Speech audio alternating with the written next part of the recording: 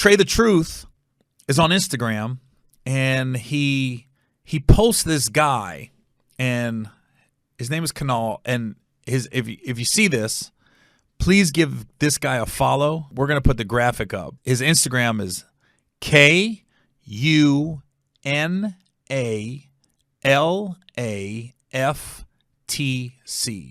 Now, I'm going to do that slow. Even I'm going to do the graphics because I hate when people rattle off a phone number or an Instagram, and you're like, what is it? So I'm going to go real slow. Kunal, KUNALAFTC. And he's on hospice. I record this the night before we air it, so he's day to day right now. So even by the time this airs, which is tomorrow, we hope he's here, but it's not guaranteed. But I met this guy 2 years ago at a place. It was a Diesel barbershop in Texas, and I'm just looking for a place to get my hair cut. So I go in, and I'm getting my hair cut, and he's in a wheelchair. He comes strolling out, right, rolling out, and he goes, are you Gary Owen? And I was like, yeah. And then we started talking, and he's telling me, yeah, I'm the owner, and he's telling me his vision for the barbershop, how he's also in the music business. He was like, yeah, I got this studio, I got this barbershop. He was just that dude. You could tell he's a hustler. He had a handicap. I mean, he's in a wheelchair, and I don't want to give the wrong. I don't like the word disease, but just go to his page and he'll explain everything that was going on with him. But anyways, he's telling me everything that was wrong with him. He's not going to let it hold him back. He's still running businesses, and just a very motivational guy. And talking, and when he talks, he like just sucks you in. You're like, oh, okay.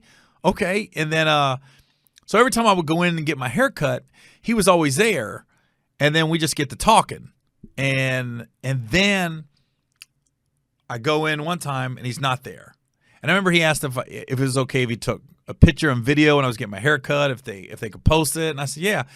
And my thing with that is like, I was just like, thanks for asking, and not just assuming, because he gave me the out. Nah, man, I don't want you posting that or anything like that. Because sometimes you go to the barbershop and you ain't looking your best, especially if you got hair in your ears and your eyebrows, like I said earlier.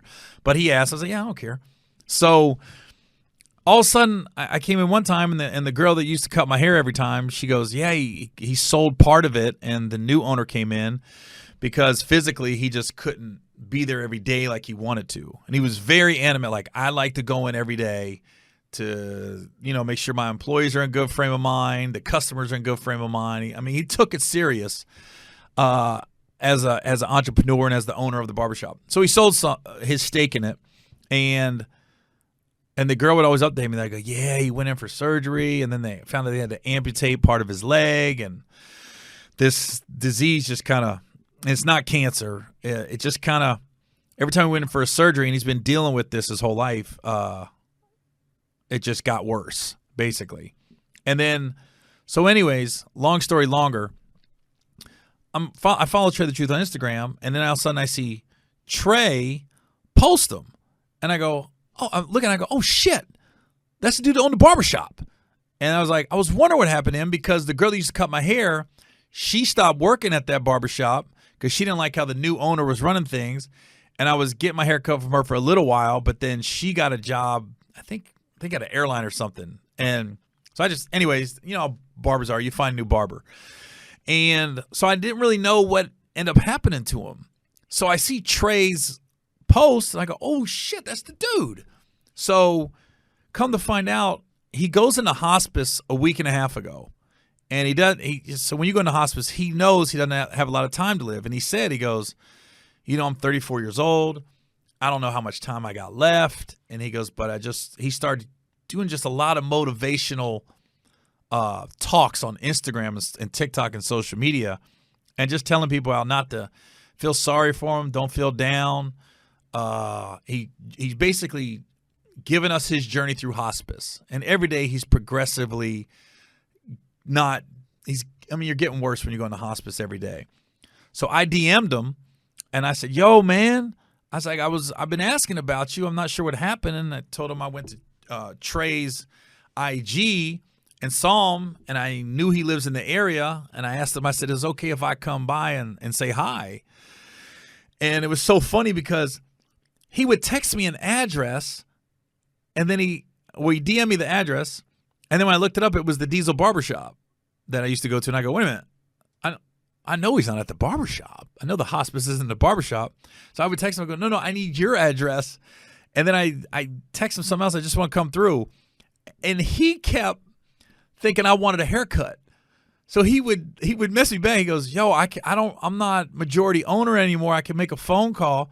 So the funny part is I'm DMing this guy that's in hospice that is basically dying, and he thinks I'm messaging him for a haircut. And then finally he leaves me a voicemail. He goes, Gary, I'm dying, man. I don't own the barbershop, but I can make a phone call if you really want me to. So even on his quote-unquote deathbed, this guy was going to call the barbershop to get me an appointment to get my haircut. And I just went, bro, I don't want a haircut. I just want to see you, say hi, because I just think he was so excited to see Trey. And he's really like a hip-hop head. So it was like, I just remember when I came to the barbershop, he was always cool. And I was just like, so finally he said, oh, man, I didn't realize that's what you wanted. And so send me the address. I got to go see him a few days ago, and Trey the Truth was there. And, just got to sit down and chop it up and catch up. And it's so weird. You go over there, and I don't want it. I didn't do it for a social media post. I didn't do it for quote-unquote clicks. I really just went there, set my phone down. I didn't see they had a photographer taking pictures.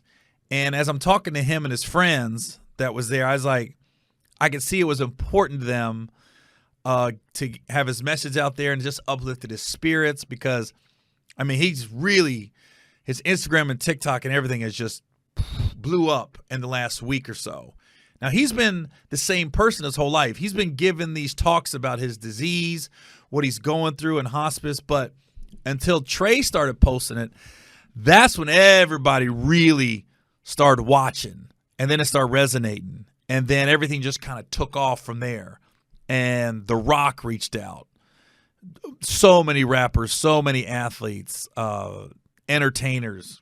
You just go to his page and you can see the people making the comments. The Rock was huge, and The Rock didn't know who he was. He said, I just got wind of you the last couple weeks. But it's just his outlook on life, knowing you ain't got a lot of time left. And there's one post that he made where he just said, I ain't got a lot of time left. This is like day 3 or 4 in hospice. But he goes, I got good food. I got my family. I got my friends. He goes, the sun's shining. It's a good day. So the fact that he can have this outlook on life, and he's telling people, man, I don't know what you got going on, but appreciate what you got. And sometimes we hear that, and it's so easy to be like, yeah. But I wanted to go see it in person because I wanted to feel his energy.